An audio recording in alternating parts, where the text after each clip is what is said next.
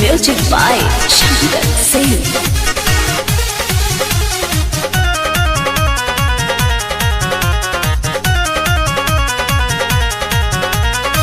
चैत में लइकन के मन होला बाबू, एक बार मिलबू तो कहबू कि आऊर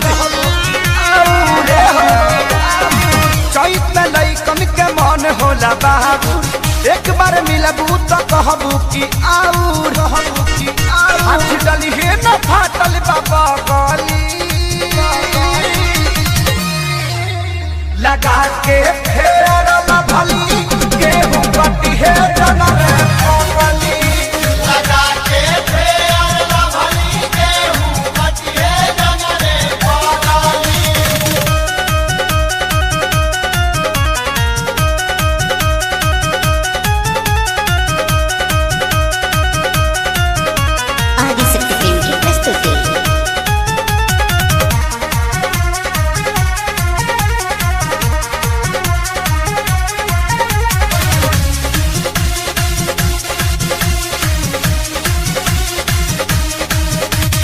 तहरा जवानी के बांध दीगी एगोरी कवनो बोझा, ऐसा नजरिया लागी कि कवनो उतारी न ओझा,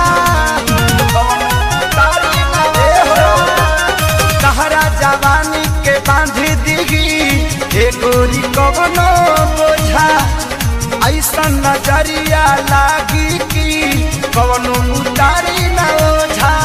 कितना लोग के जवानी से दागली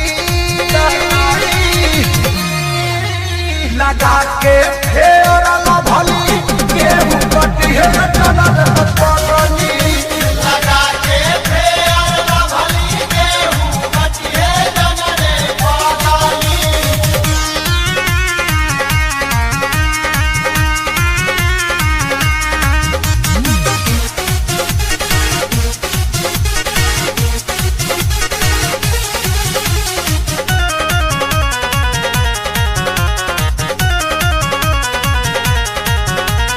लग जाई लुक त सुनाए बबुनी हो जाई दुखवा भारी, कचाया में पका के खिलाई तुहरा के पवन खेसारी, तुहरा के पवन खेसारी।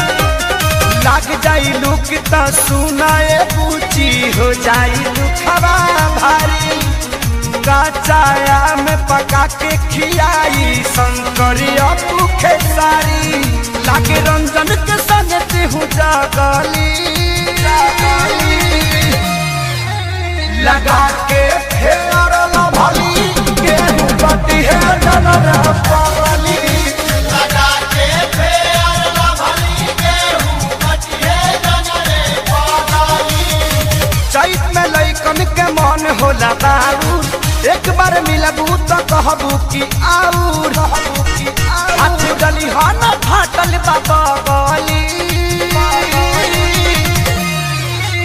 लगा के फेर भली गेहूं कटी है।